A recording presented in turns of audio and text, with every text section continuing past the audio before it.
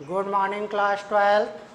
I am Rajesh and बच्चों, आज मैं आपको एक्सरसाइज 1 पॉइंट का क्वेश्चन नंबर 3 सॉल्व कराने जा रहा हूँ, जो आपका एनसीईआरटी सिलेबस के अकॉर्डिंग है। कल की डेट में मैंने आपको 2 क्वेश्चन तक कराए थे और बच्चों आज मैं आपको 3rd क्वेश्चन बताने जा रहा हूँ, जिसमें आपको क्या बताना है कि ये जो आपका सेट है ये आपका रिफ्लेक्सिव है या सिमेट्रिक है या फिर आपका ट्रांजिटिव है। आपकी 2 कंडीशन, मैंने 3 कंडीशन इसमें आपको प्रूफ करनी है, ठीक है।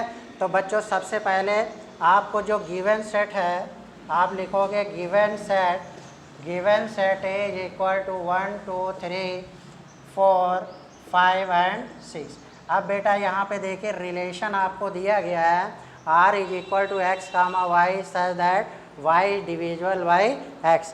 मीन्स आपको इसमें बताना है कि जो ये एलिमेंट्स हैं इनसे आपके y जो एलिमेंट हैं इसमें सारे एलिमेंट y जो है y divisible by x। Okay, ठीक है। तो सबसे पहले आप देखिए हम रिलेशन बनाते हैं, तो बच्चों हमें रिलेशन क्या मिलेगा। अब देखिए अगर हम 1 को लेते हैं तो 1 से आपका 1 डिवाइड होता है तो आपका ये रिलेशन मिला। फिर 1 से 2 डिवाइड होगा तो 1 कामा 2, 1 से 3 भी डिवाइड होगा 1 कामा 3, 1 से 4 भी डिवाइड होगा 1 कामा 4, 1 से 5 भी डिवाइड होगा 1 कामा 5, 1 से 6 भी होगा 1 कामा 6 एंड 1। फिर इसके बाद में 2 को आप ले लीजिए तो आपका क्या होगा, 2 से 2 तो आपका डिवाइड होगा ही होगा, 2 से आपका क्या 4 भी डिवाइड होगा और 2 से आपका क्या हो जाएगा 6 भी डिवाइड होगा, ठीक है।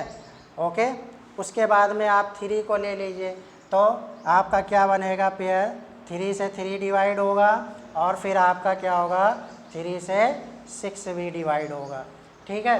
अब बच्चों उसके बाद में आप जब इन एलिमेंट से आपने अपने ऑर्डर्ड पेयर बनाए तो आपको देखिए 1 1 मिला, 1 2 मिला, 1 3 1 4 1 5 1 6 2 2 2 4 2 6 एंड 3 3 एंड 3 6। ये आपको इतने जो है ऑर्डर्ड पेयर आपको बच्चों मिल गए, इतने आपको क्या मिल गए, ऑर्डर्ड पेयर मिल गए। अब now we prove the conditions. First जो आपका रिलेशन इसमें है रिफ्लेक्सिव, क्या है reflexive, first is reflexive relation. अब बच्चों जब हमें रिफ्लेक्सिव रिलेशन प्रूव करना है तो आपको इसमें मैंने ये कंडीशन बताई थी, if a comma a belongs to R for every a belongs to a. Means इसमें सेम एलिमेंट हैं जो आर से बिलोंग करते हैं और साथ में जो सेम एलिमेंट है वो आपका ए को भी बिलोंग करना चाहिए। तो बच्चों यहाँ पे देखिए जो इनके सेम एलिमेंट क्या क्या हैं, देखिए 1 का सेम क्या होगा 1 1 होगा, इसमें देखिए है। उसके बाद में 2 का क्या होगा 2 2 देखिए प्रेजेंट है, 3 का आपका क्या होगा 3 3 प्रेजेंट है, 4 का आपका क्या होगा 4 4 होगा। यहाँ पे देखिए जो 3 6 के बाद में एक 4 एलिमेंट आपको भी मिलेगा, 4 4 एंड 5 5 भी मिलेगा और फिर आपको 6 कामा 6 भी मिलेगा। इतने पेयर आपको और मिल जाएंगे। 3 तक आपने निकाला था, इसके बाद में आप देखिए अगर 4 को 4 से डिवाइड करते हो तो हो जाता है और 5 को 5 से करते हो तब भी हो जाता है, 6 को 6 से करते हो तब भी हो जाता है। तो इतने आपके ऑर्डर्ड पेयर हो जाएंगे। अब रिफ्लेक्सिव रिलेशन के लिए अब बच्चों देखिए 1 1 ये है आपका और 2 2 भी देखिए है आपका, 3 3 भी है, 4 4 भी है, 5 5 भी है एंड 6 6 भी है। सो आप we write here 1 comma 1 2 comma 2 3 comma 3 okay belongs to R. So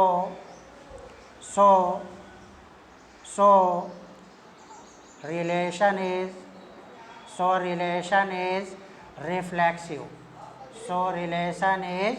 reflexive. Okay बेटा, मीन्स ये आपका रिलेशन क्या होगा रिफ्लेक्सिव होगा, क्योंकि इसमें जितने भी आपके एलिमेंट हैं सभी का देखिए सेम पेयर आपका बन रहा है। पेयर तो आपके 6 तक बन रहे थे, लेकिन हम कुछ ही एलिमेंट को 1 1 2 2 3 3 को लिख के दिखा देंगे। आप चाहो तो 4 4 5 5 6 6 को भी दिखा सकते हो, या आप चाहो तो केवल 1 1 को भी दिखा सकते हो, उससे कोई दिक्कत नहीं। मीन्स आपकी वो कंडीशन उसको बिलोंग करनी चाहिए।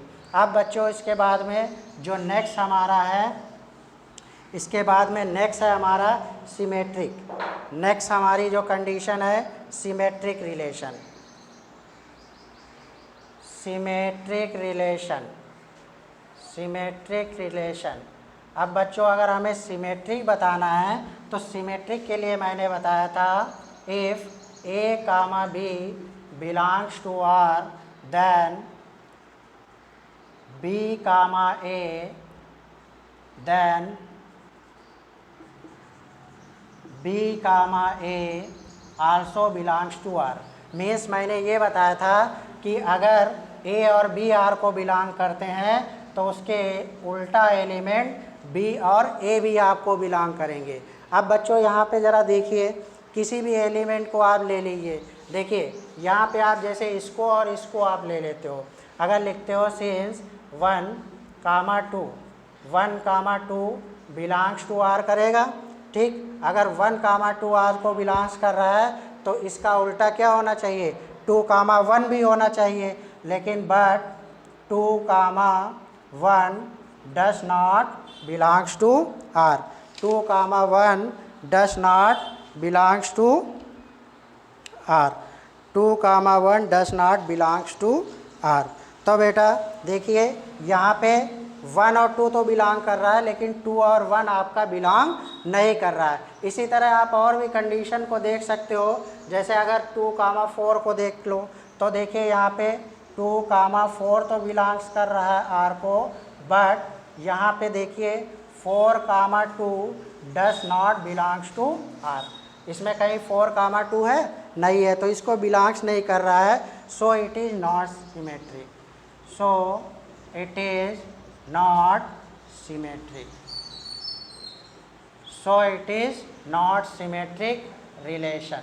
मीन्स ये आपका जो है सिमेट्रिक रिलेशन भी नहीं होगा, ठीक है। अब बच्चों इसके बाद में हम लोग आते हैं ट्रांजिटिव पे आते हैं। किस पे आते हैं, ट्रांजिटिव रिलेशन पे आते हैं। अब इसके बाद में हम लोग ट्रांजिटिव रिलेशन पे आते हैं।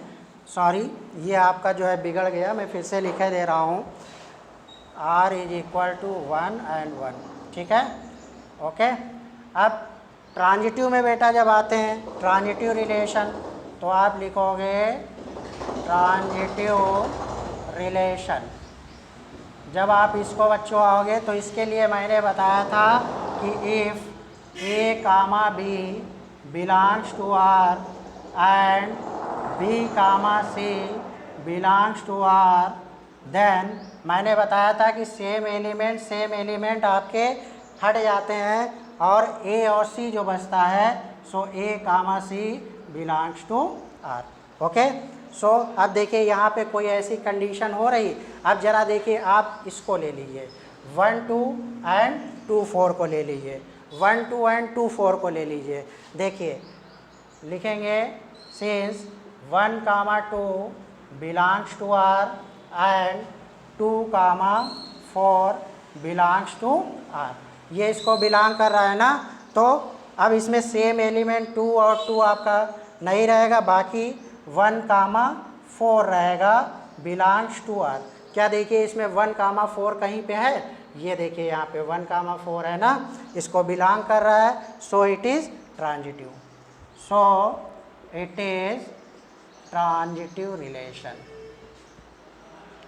Transitive relation, okay. तो बच्चों आपको ये क्वेश्चन नंबर 3 बहुत अच्छी तरीके से समझ में आया होगा। अब बेटा इसके बाद में इस एक्सरसाइज में जितने भी 5th तक पार्ट हैं आप उनको फिर से एक बार करने की कोशिश करिएगा, और अगर आपको नहीं आते हैं तो डिस्कस करिएगा। कल की डेट में मैं उसके आगे के क्वेश्चन आपको सॉल्व करवाऊंगा। ओके, आज के लिए इतना ही, थैंक यू।